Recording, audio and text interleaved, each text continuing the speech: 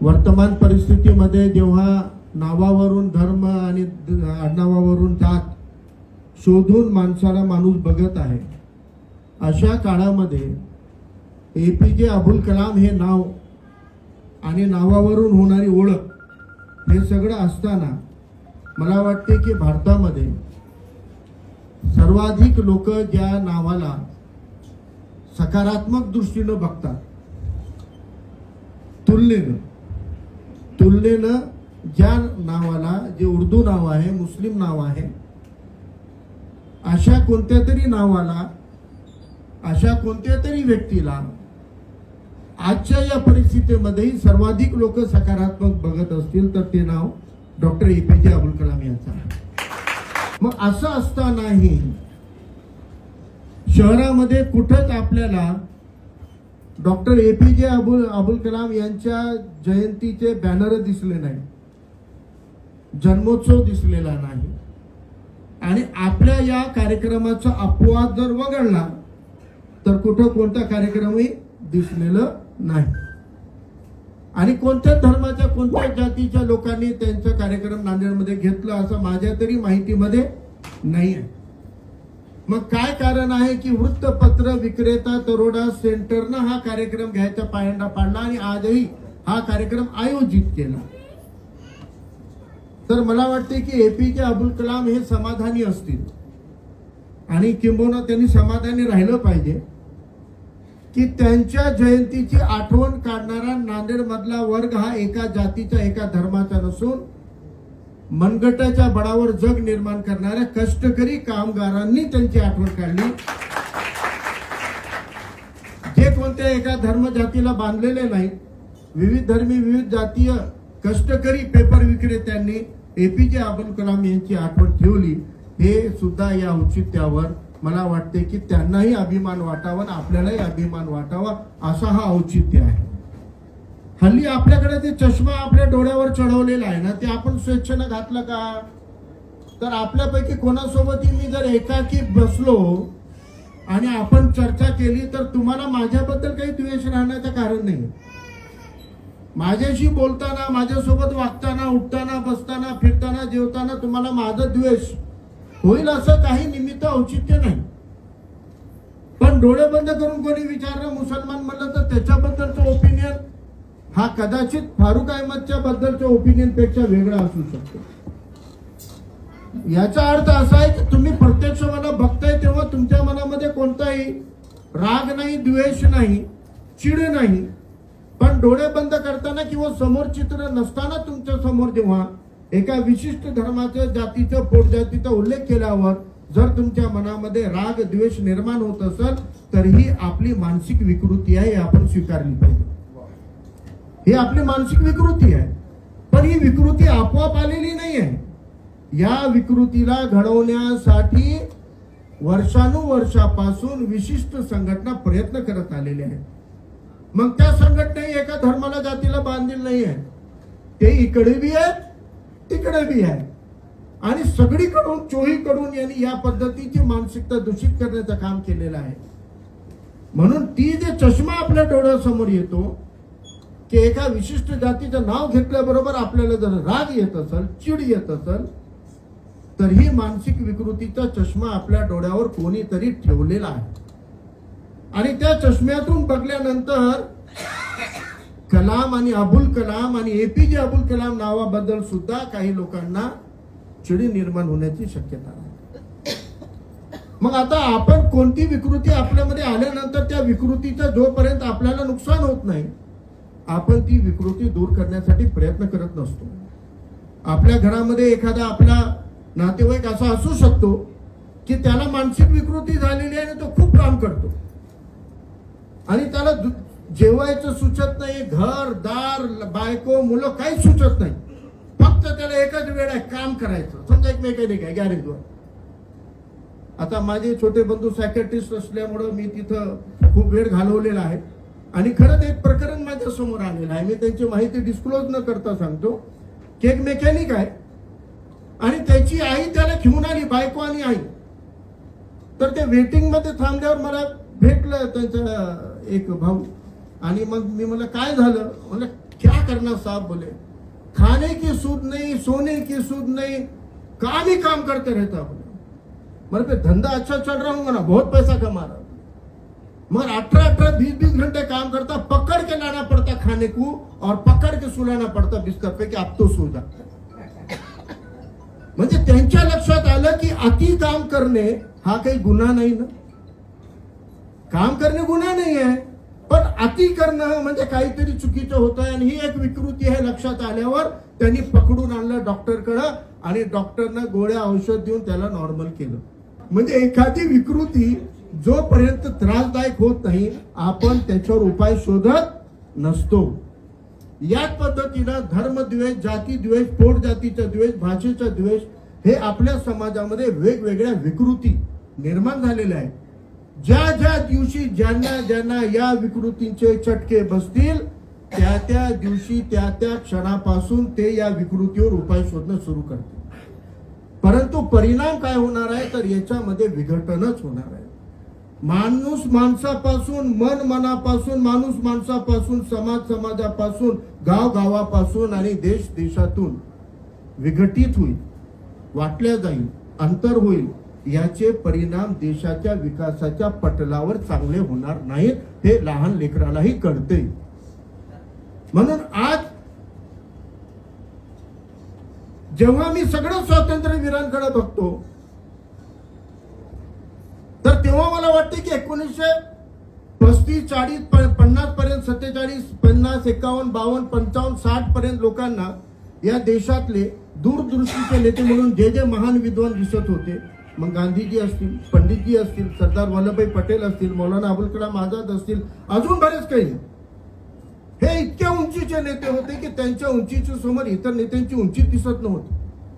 कारण या सगळ्यांनी आपल्याला पारतंत्र्यातून स्वातंत्र्यामध्ये आणण्यासाठी झटलेले आणि त्यांचे प्रयत्न हे आपल्या राष्ट्रासाठी, देशासाठी खूप मोठे प्रयत्न आहेत आणि हे उज्ज्वल भारत घडवण्यासाठी या नेत्यांचा हा दृष्टिकोन जे आहे, ही दूरदृष्टी जी आहे ती आपल्यासाठी सोन्याची पहाट आणणार आहे हे आपलं समज होतं।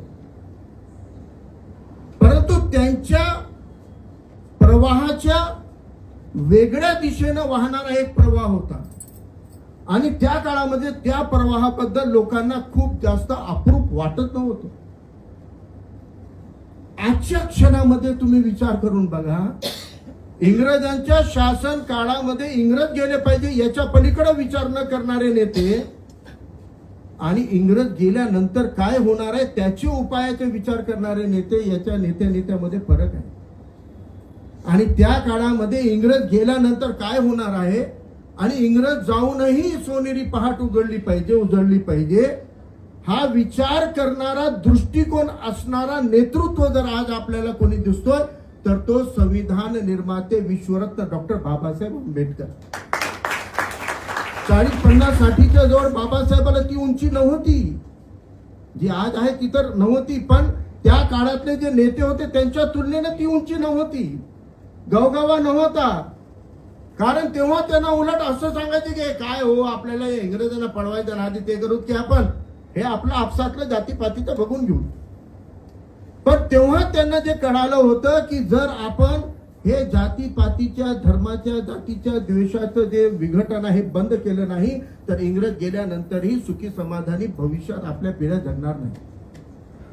हा दृष्टिकोन महत्वाचा असतो आणि तो दृष्टिकोन आपल्याला त्या महामानवाबद्दलचा आदर निर्माण करतो। म्हणून त्यांनी त्यांच्या पद्धतीने संविधान निर्माण करताना ताकदीने जेवढं शक्य होईल तेवढं या देशामध्ये स्वातंत्र्य टिकला पाहिजे आणि स्वातंत्र्य टिकवायचं तर समता राबली पाहिजे आणि समता राबायची असेल तर स्वातंत्र्य पाहिजे आणि समता आणि स्वातंत्र्य असलं तरच जनतेला न्याय मिळेल। आणि जर समता, स्वातंत्र्य, न्याय हवा असेल तर त्यांनी एक अट टाकली होती, बंधुता। आणि बंधुता म्हणजे आपल्या आपसामधला एक बंधुत्व भाव निर्माण झाला पाहिजे, आपुलकी निर्माण झाली पाहिजे आणि राष्ट्र म्हणून झाली पाहिजे, भारतीय म्हणून झाली पाहिजे। धर्म जातीची एकजुटता तर प्रत्येक धर्मजात करत असते, त्यात वाईटही नसेल काही, आपल्याला मनाई नाही आहे। कोणी जर एखाद्या जातीचे लोक जाती संघटना काढून म्हणत असतील आमच्या जातीचे लोक एक व्हा तर व्हा रे बाबा, काय अडचण नाही, आमच्या धर्माची एक व्हा ना बाबा, काय अडचण आहे। पण तुम्ही एक होताना इतरांच्या विरोधात एक न होता आपल्या विकासासाठी एक व्हा, तर तुमच्या अडचण नाही, मग अडचण नाही. परंतु जर एखाद्याच्या विरोधात एक होत असाल तर भारतीयांच्या विरोधात एक होणे हे भारताला परवडणार नाही. आता ही सगळी पार्श्वभूमी बघताना भारताला अनेक राष्ट्रपती लाभले, भारताला अनेक वैज्ञानिक लाभले, भारताला अनेक थोर पुढारी लाभले, स्वातंत्र्योत्तर काळामधले लाभलेले. पण कष्टकऱ्यांना काय एपीजे अब्दुल कलामची जयंती साजरी करावी वाटली हो? पेपर विक्रेता संघटनेच्या निर्मितीपासून मी यांच्यासोबत आहे. मी हे संघटना बांधताना पाहिलेली आहे. संघटना बनताना जे संघर्ष होतं त्याच्यामध्ये मला सहभाग घ्यायची पण संधी भेटलेली आहे. 4-2 आंदोलनामध्ये, 4-2 भानगडीमध्ये मला राहण्याची संधी भेटलेली आहे. त्यामुळे मी या संघटनेला खूप जवळून पाहतो. माझ्या घरची संघटना आहे माझ्यासाठी. आणि या संघटनेला का वाटलं असेल की एपीजे अब्दुल कलाम यांची जयंतीचा कार्यक्रम घेतला पाहिजे? कारण एक दूरदृष्टीचं नेतृत्व जे वृत्तपत्र विक्रेतापासून, सफाई कर्मचारी पासून, मंदिरमध्ये साफसफाई करणारा एका बालकापासून या देशाला मिसाईल सारखी शक्ती देणारा, मिसाईल पॉवर देणारा आणि येणाऱ्या पिढ्याचं भविष्य वधवून जाणारा, लोकांना समजावून जाणारा, दूरदृष्टी देऊन जाणारा अशा पद्धतीचा दृष्टिकोन एपीजे कलामचा होता. जे सगळ्यांना माहीत आहे अशा गोष्टींवर आपण एकदा विचार केला पाहिजे. जनरली असं म्हणतात की त्यांनी लहान मुलांच्या, विद्यार्थ्यांच्या कार्यक्रमामध्ये म्हणले होते की स्वप्न ते स्वप्न नाहीये जे बंद डोळ्यांनी बघल्या जाते, स्वप्न ते स्वप्न असतं जे उघड्या डोळ्यांनी बघितलं जाते. हे काय फक्त विद्यार्थ्यांसाठी आहे का? हे काय फक्त लेकरांसाठी आहे का? हे काय लहान मुला मुलींसाठी फक्त आहे का? अरे हे तुमच्या आमच्यासाठी सुद्धा आहे. मग स्वप्न तुमच्या स्वतःच्या विकासाचा असो, परिवाराच्या कल्याणाचा असो की राष्ट्रहिताचा असो, स्वप्न असं बघा जे बंद डोळ्यांनी बघून सुखी समाधानी होऊन उठल्यानंतर सगळं 3-13 असं नको. उघड्या डोळ्यांनी उठल्यावर स्वप्न बघा की मला दिवसभरात कोणत्या उद्दिष्टाच्या पूर्ततेसाठी जायचंय ते स्वप्न बघा. हे मेसेज एपीजे अब्दुल कलाम यांनी दिले. एपीजे अब्दुल कलाम यांनी आपल्याला एक खूप चांगला मंत्र दिलेला आहे. एपीजे अब्दुल कलाम यांनी सांगितलं होतं की भारत 2020 मध्ये महासत्ता होईल. आणि खूप गाजलेलं वाक्य आहे त्यांचं.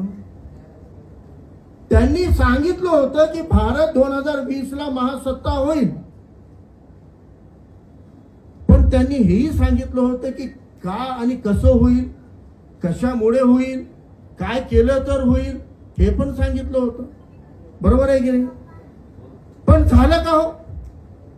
आजच्या तारखेमध्ये 2020 उजाडून 5 वर्ष लोटून गेले. 2020 ने 2025 आलं. पण आजही भारत पूर्ण जगातली महासत्ता आहे का? नाही. का त्यांची भविष्यवाणी फेल झाली? का त्यांचं भविष्यासाठी वर्तवलेला अंदाज चुकला?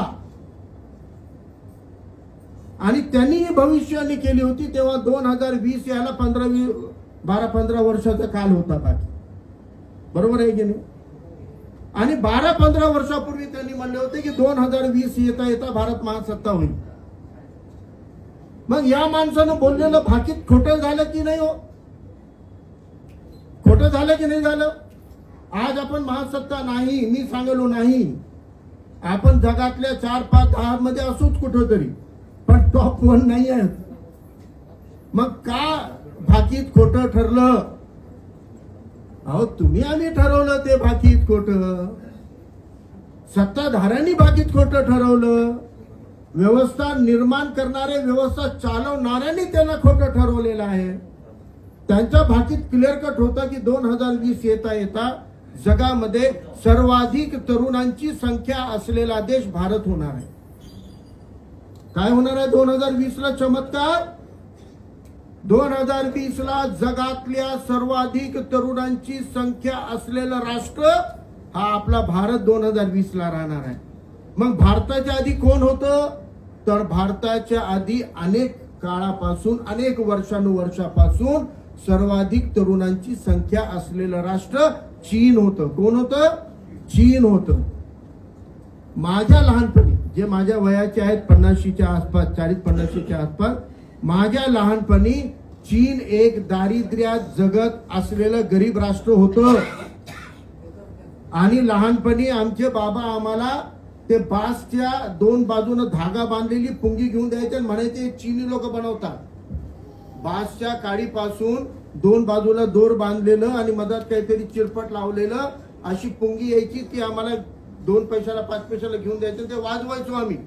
तर सांगायचे की ही पुंगी चीनचे लोक बनवतात आणि सांगायचे की तिथं वेस्टेजचं काहीतरी उत्पादन करून हे भारताला आजूबाजूच्या देशांना विकून जगतात, कारण चीनमध्ये लोकसंख्या खूप आहे, गरिबी खूप आहे. माझ्या लहानपणामध्ये असलेलं गरीब राष्ट्र मी तरुण होईपर्यंत जगातली महासत्ता बनला. मग तो महासत्ता गेल्या 12, 15, 20, 25 वर्षापासून होता. आता तो महासत्ता राहणार नाही. एपीजे कलाम म्हणतायत की तो महासत्ता यामुळे होता की 2020 पर्यंत सर्वाधिक तरुणांची संख्या चीनकडे होती, पण हा आकडा चीनचा 2020 मध्ये ज्या टोकाला येईल त्या टोकापेक्षा जास्त तरुण भारतामध्ये होणार आहेत. आणि पुढं 10, 15, 20 वर्ष भारत जगातली सर्वाधिक तरुण असलेला देश राहणार आहे, जास्त तरुणांची संख्या असलेला राष्ट्र राहणार आहे. आजच्या तारखेत आपल्याकडे सर्वाधिक तरुण आहेत. मग तरुण असले तर त्यांना काय वाटलं, तरुण आहेत, प्रोडक्टिव्हिटी वाढेल, तरुण आहे काम रोजगार करेल, तरुण आहे 4 पैसे कमवेल, तरुण आहे काही उद्योगधंदे करेल. आणि हे उद्योगधंदे करून, कष्ट करून, काम करून, मेहनत करून, खड्डे खणून होईल की रिसर्च करून होईल, AI मुळे होईल की आई मुळे होईल, पण 2 पैसे कमवून कमवून आपल्या भारतामधली GDP वाढेल. आणि GDP वाढल्यावर ती देशातल्या जगातल्या सगळ्यात जास्त GDP भारताकडे राहील. हे कॅल्क्युलेशन एपीजे कलाम यांनी आपल्याला दिलं होतं. पण 2010-12 पासून आपण एक वेगळीच जेनझी, एक विचित्र जेनझीचं कल्चर आलो. ते कल्चर काय आहे, 2 GB डेटा दररोज फुकट, उठल्यापासून झोपेपर्यंत मी आणि माझा मोबाईल, हे माझं जग. काम नाही, धंदा नाही, मोबाईलवर काहीतरी व्हॉट्सअप युनिव्हर्सिटीमध्ये शिकायचं, ते पेरायचं, उगा भांडण तंटेन काही अवांतर चर्चेमध्ये गुंतायचं. आणि देश कोणत्या दिशेला जातोय आणि देशाची दिशा आणि दशा काय होतोय याबद्दल अजिबात विचार न करणारं तारुण्य भारतामध्ये समोर आला. आणि या तारुण्या जर 2 GBच्या नादी न लागता हाताला काम मागितलं असतं तर खरोखर आजच्या तारखेमध्ये भारत ही जगातली महासत्ता झाला असता. भाकीत यांचं चुकलं नाही, वागणं आमचं चुकलेलं आहे, आमचं वागणं चुकलेलं आहे. आणि आजही आम्ही त्याच्यातून दुरुस्त होत नाही आहोत. आज जगामध्ये आपल्या देशाचे स्थान काय विचार करून बघा. इतके पेपर विक्रेते आपण आहोत, आपण जगाला ज्ञान वाटणारे लोक आहोत, लोकांना शहाणे करणारे लोक आहोत. आपलं पेपर गेल्याशिवाय त्या कडूला कळतच नाही जगात काय झालेलं आहे. आपण gateway of gateway of knowledge, gateway of current affair, gateway of mind making, gateway of decision making. आता या गेटवेला पेपर टाकताना आता आपल्यालाही सकाळी सकाळी वाचावं लागणार आणि टाकताना सांगावं लागणार, काका आर्टिकल चांगला आहे वाचून घ्या. तरुणांना सांगावं लागेल, हे बेटा आजचा पेपर वाच, त्याच्यामध्ये कलाम साहेबांचं चांगला आर्टिकल आहे. हे नॉलेज आता त्यांना आपल्याला किंवा व्हॉट्सअपला त्याचा फोटो काढून पाठवावा लागेल, कारण व्हॉट्सअपच्या बाहेर निघत गेली जेनझी नवीन जनरेशन. आता इतकं बोलतात. आता मी मुस्लिम असल्यामुळं मला चिमट्या घेणारे अनेक लोक आहेत, अनेक माझे मित्र आहेत, बंधू आहेत, चिमट्या घेतात. मला म्हणतात टॅग करून, फारूक भारत का मुसलमान एपीजे कलाम के जैसा होना चाहिए. अरे ठीक है भाई, भारत का हर मुसलमान एपीजे कलाम के जैसा होना चाहिए, हर हिंदू ने भी तो अच्छा रहना चाहिए. वो नथुराम बनेगा तो कैसा चलेगा. उसका बेटा नथुराम के लाइन पे निकल गया उधर, उसको सुधारने का छोड़ के वो फारूक को बोल रहा है कि अरे भाई हर मुसलमान एपीजे कलाम रहना चाहिए. रहेगा बनना भी चाहिए, हम भी चाहते हैं बने, हम कोशिश करने वालों में मला अभिमान आहे की आमची गेल्या 15-20 वर्षापासून आमच्या वयाचे जे जे सामाजिक धार्मिक नेते नांदेडमध्ये आले त्यांनी आम्ही सगळ्यांनी मिळून या नांदेड मधल्या मुसलमानांना उपद्रवी मूल्य त्यांचं कमी केलेलं आहे, कमी केलेलं आहे. त्यांना संविधानाच्या चौकटीत आणण्यामध्ये आमच्या धर्मगुरूंना आमच्या सामाजिक नेत्यांना यश आलेलं आहे. 15 वर्षापूर्वी एखादी घटना घडल्यावर इथले मुसलमान काय करू शकतात नांदेडकरांना अनुभव होतो, पण गेल्या 15-20 वर्षामध्ये प्रबोधन करून सगळ्यांच्या मेहनतीने त्यांचा उपद्रव संपवलेला आहे.